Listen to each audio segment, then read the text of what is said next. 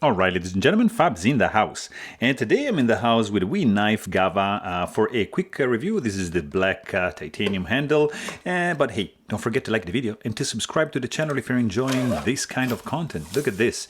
We have a white box, of course, cardboard, and then we have a classic wee knife pouch. And on the inside, you're gonna find just a couple of stickers right here, and a microfiber cloth, a little leaflet, your fuzzy internal pouch, zippered of course, and you will find your wee knife Gava.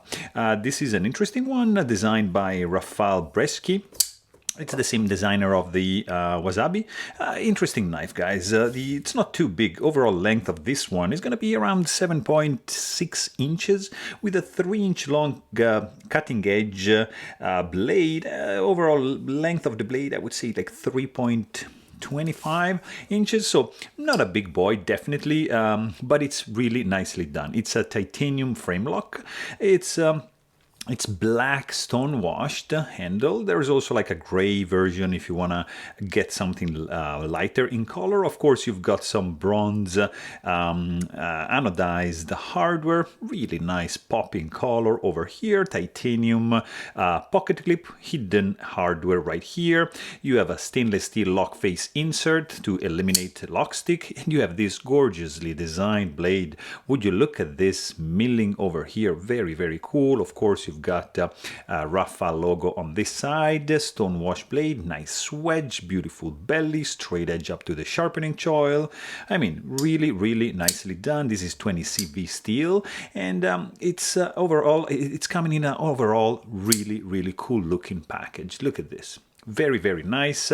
Ergonomics also feels pretty good in the hand. There's a little bit of hot spot created with the tip of this pocket clip, but it's nicely done. Feels good in the hand. It's not too heavy.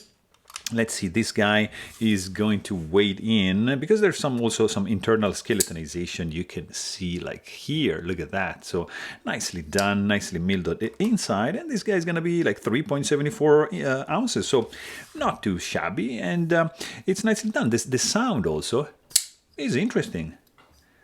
And the action is also pretty good.